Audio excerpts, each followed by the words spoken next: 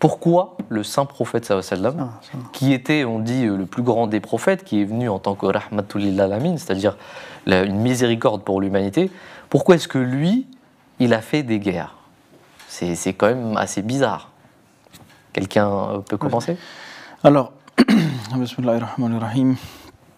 Pour commencer, ce qu'il faut savoir, c'est que le saint prophète sallallahu alayhi wa sallam n'a pas initié de guerre. Il n'a pas initié une attaque quelconque ou une bataille quelconque. La guerre lui a été imposée.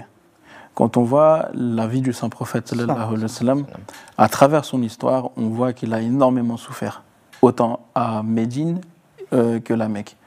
Il y a énormément d'anecdotes où on trouve, par exemple, lorsque il s'est rendu à Taïf, il s'est retrouvé tellement ensanglanté que ses chaussures ou ses souliers étaient complètement remplis de sang, à cause de quoi il commençait à glisser, il n'arrivait même pas à marcher correctement.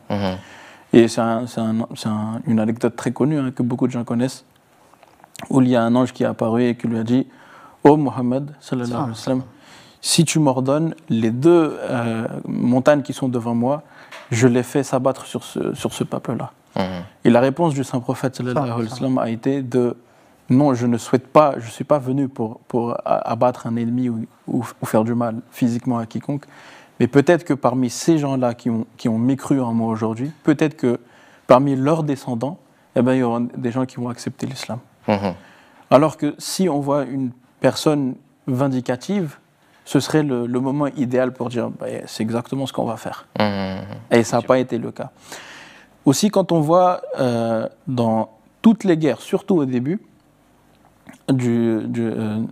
du monde musulman, on voit une différence flagrante au niveau des nombres pendant les guerres, donc du côté des musulmans et du côté des non-musulmans. Très souvent, le nombre était de 3 fois plus. 3 fois plus. Donc, si, en donnant un exemple, si les musulmans étaient de 500, eh ben, l'ennemi était de 1500. Ouais, c'est fou de faire la guerre. C'est un suicide, en fait. Hein. Si on est 500 et qu'en face de nous, on a 3000 personnes, on se dit, on va pas faire la guerre, quand même. Ouais. Donc, ouais. Et puis, il y a des règles très précises à suivre. À chaque fois qu'il y avait une expédition, ou à chaque fois il y a une confrontation avec un groupe ennemi, le saint prophète sallallahu alayhi wa sallam avait pour habitude de leur conseiller, alors qu'il l'avait déjà fait auparavant et les musulmans le savaient. Mais à chaque fois qu'il y avait une bataille qui se préparait, le saint prophète sallallahu alayhi wa sallam disait attention, vous ne devez pas faire ceci, vous ne devez pas faire cela, ni abattre les arbres. Donc là, on ne parle même pas d'êtres humains, les arbres fruitiers. Alors justement, on va revenir à cette question, parce que ça c'est très important. On a quand même une question qui nous vient dans le chat. D'ailleurs, on remercie toutes les personnes qui sont en train de nous regarder. N'hésitez pas à poser des questions. Je ne l'ai peut-être pas rappelé. Hein, vous avez le droit de poser n'importe quel type de questions, même si ce n'est pas relatif au thème. Vous pouvez poser vos questions. Et évidemment, on a des missionnaires ici qui se feront normalement une